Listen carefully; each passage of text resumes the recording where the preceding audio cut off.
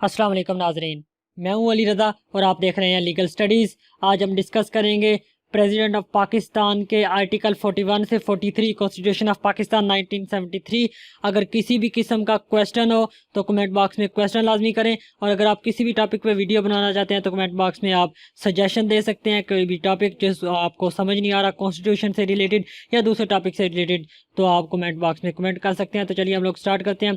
सबसे पहले आर्टिकल 41, जो कि एक इंट्रोडक्टरी आर्टिकल 41 के अंदर जो है वो जेनेरिक बेसिस पे हमें बताया गया है जी, प्रेसिडेंट ऑफ पाकिस्तान को इंट्रोड्यूस करवाया गया है, जिसके अंदर कहा गया है कि there shall be a president of Pakistan, के जो स्टेट ऑफ पाकिस्तान है उसका एक प्रेसिडेंट होगा, एक सदर होगा जो कि हेड ऑफ द स्टेट होगा। वो इस रियासत का सरबराह होगा, वो इस रियासत का सदर होगा। और ये क्या करेगा, ये represent the unity of the Republic. ये ओवरऑल जो है वो रिपब्लिक की यूनिटी को रिप्रेजेंट करेगा। मतलब कि ये कोई पॉलिटिकल बेसिस पे नहीं होगा, ये कोई इस तरह से नहीं होगा कि आप किसी कोई स्पेसिफिक पॉलिटिकल एफिलिएशन करें, बल्कि ये ओवरऑल जो है ये स्टेट की यूनिटी को रिप्रेजेंट कर रहा होगा। तो इस कॉन्टेक्स्ट में जो है वो आपको इंट्रोड्यूस करवाया गया है इस क्लास के अंदर कि there shall be president of Pakistan, जो कि स्टेट की यूनिटी को रिप्रेजेंट कर रहा होगा और ये हेड ऑफ द स्टेट होगा। आर्टिकल 41 की हमारे पास क्लास 2 है। क्लास 2 जो है वो जेनेरिक बेसिस पे डील करती है क्वालिफिकेशंस के साथ, कि एक बंदे ने जिसने प्रेसिडेंट बनना है उसमें क्या क्या क्वालिफिकेशंस का होना ज़रूरी है। तो यहाँ पर कहा गया कि कोई भी बंदा क्वालिफाइड नहीं है प्रेसिडेंट का इलेक्शन लड़ने के लिए अनटिल के उसमें ये क्वालिफिकेशन ना पाई जाएं। अब ये क्वालिफिकेशंस बताई गई हैं कि प्रेसिडेंट का इलेक्शन लड़ने के लिए आप में ये क्वालिफिकेशंस का होना ज़रूरी है। सबसे पहले ही इज़ अ मुस्लिम, कि वो मुसलमान होना चाहिए। कोई भी नॉन मुस्लिम पाकिस्तान के अंदर प्रेसिडेंट ऑफ पाकिस्तान का इलेक्शन नहीं लड़ सकता। इसके अलावा फर्दर जो है वो एज बताई गई है, नॉट लेस देन 45 ईयर्स, कि 45 साल से कम उसकी एज नहीं होनी चाहिए। और इसके अलावा फर्दर जो क्वालिफिकेशन है वो कहा गया है कि is qualified to be elected as member of national assembly, कि उसके अंदर वो तमाम क्वालिटीज होनी चाहिए, वो तमाम क्वालिफिकेशन होनी चाहिए जो कि मेंबर ऑफ नेशनल असेंबली बनने के लिए ज़रूरी हैं। अब मेंबर ऑफ नेशनल असेंबली बनने के लिए जो क्वालिफिकेशन रिक्वायर्ड है वो आर्टिकल 62 एंड 63 के अंडर डिफाइन की गई हैं। तो वो वाली तमाम क्वालिफिकेशन जो कि आर्टिकल 62 एंड 63 के अंदर डिफाइन की गई हैं वो एक बंदे के अंदर होना ज़रूरी है प्रेसिडेंट ऑफ पाकिस्तान का इलेक्शन लड़ने के लिए। और फर्दर वो मुसलमान होना चाहिए और उसकी जो एज है वो 45 ईयर्स मिनिमम उसकी जो एज है वो होनी चाहिए। इसी के हमारे पास जो है वो क्लास 3 है, जो कि इलेक्शन प्रोसेस से डील करती है, जिसके अंदर कहा गया कि जो प्रेसिडेंट का इलेक्शन होगा वो होगा सेकंड स्केड्यूल की प्रोविजंस हैं उनके मुताबिक प्रेसिडेंट का इलेक्शन होगा। कि प्रेसिडेंट के इलेक्शन का जो तरीकाकार है, जो डिटेल्ड प्रोसीजर है, वो सेकंड स्केड्यूल के अंदर लिख दिया गया है। और इसका ये जो इलेक्शन है ये थ्रू इलेक्टोरल कॉलेज होगा। ये इलेक्टोरल कॉलेज कॉन्स्टिट्यूट कैसे होगा, एस्टैब्लिश कैसे होगा, तो ये जो इलेक्टोरल कॉलेज है इसमें बोथ हाउसेज के मेंबर होंगे। सबसे पहले बोथ हाउसेज से मुराद नेशनल असेंबली एंड सेनेट, और इसके अलावा the member of the provincial assemblies, कि जो तमाम प्रोविंशियल असेंबलीज हैं उनके मेंबर्स भी इसके अंदर इंक्लूड होंगे। तो इलेक्शन प्रोसेस बता दिया कि सेकंड स्केड्यूल की जो प्रोविजंस हैं उनके तरीकाकार जो है वो सेकंड स्केड्यूल में मेंशन्ड है। और कौन लोग इसको इलेक्ट करेंगे, बोथ हाउसेज यानी कि नेशनल असेंबली और सेनेट के मेंबर्स, और तमाम प्रोविंशियल असेंबलीज के जो मेंबर्स हैं वो प्रेसिडेंट को इलेक्ट करेंगे। और इलेक्ट करने का तरीकाकार आपने सेकंड स्केड्यूल के अंदर मेंशन कर दिया। इसी की क्लास 4 हमारे पास है। क्लास 4 जो है ये फर्दर डील करती है कि इलेक्शन कब करवाया जा सकता है, प्रेसिडेंट का जो इलेक्शन है उसका वो किस मुद्दत के अंदर करवाया जा सकता है, या उसका जो टाइम है वो क्या होना चाहिए, इस फेयर से डील करती है। इसके अंदर कहा गया है कि जो प्रेसिडेंट का इलेक्शन है shall not be earlier than 60 days and not later than 30 days before the expiration of the term of the president's office। अब देखिएगा कि उसने कहा कि जो प्रेसिडेंट जो इस वक्त ऑफिस के अंदर मौजूद है उसकी टर्म एक्सपायर होने से 60 दिन से पहले नहीं करवाया जा सकता और उसके टर्म एक्सपायर होने के 30 दिन के बाद नहीं करवाया जा सकता।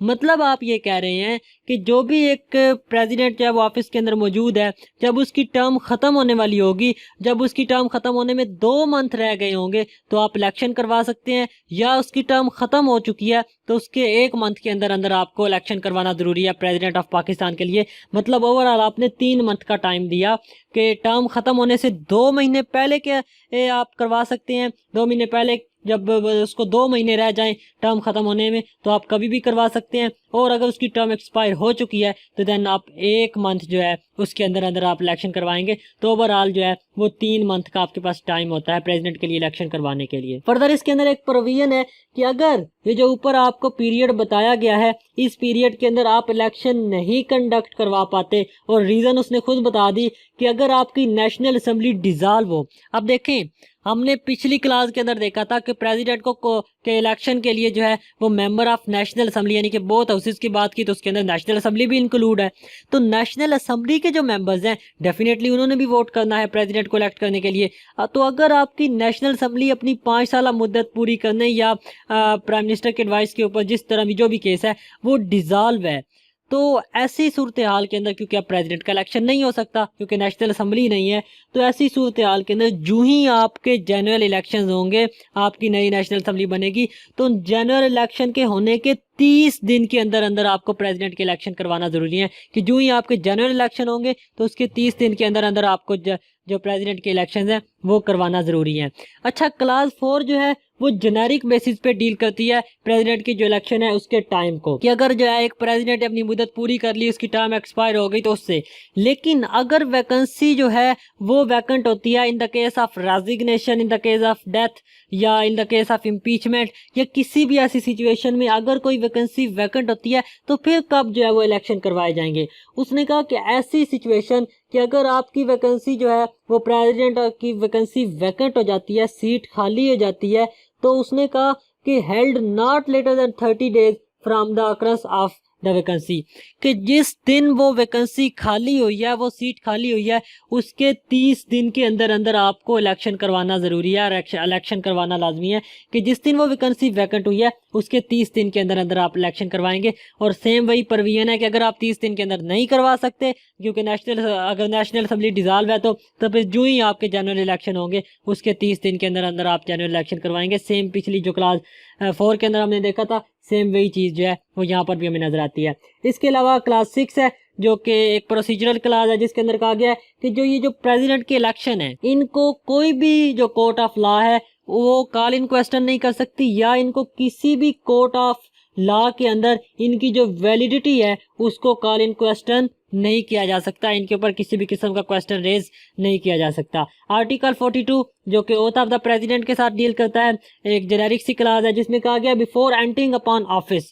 अब ये क्लास जब भी ये फ्रेज जब भी जहां पे भी यूज हो कि before entering upon the office, इसका मतलब है कि जब वो बंदा अपनी ऑफिशियल ड्यूटी परफॉर्म करने से पहले, कि जो उसकी रिस्पॉन्सिबिलिटीज़ हैं, जो ड्यूटीज़ हैं अंडर द लॉ, वो परफॉर्म करने से पहले, मतलब ऑफिशियली जो है वो उसका जो जिम्मे जो ओहदा दिया गया, उसको जो पावर दी गई है, उसको परफॉर्म करने से पहले, इसका जो फ्रेज है इसका ये मतलब होता है कि before entering upon the office president of Pakistan क्या करेगा, वो ओथ लेगा।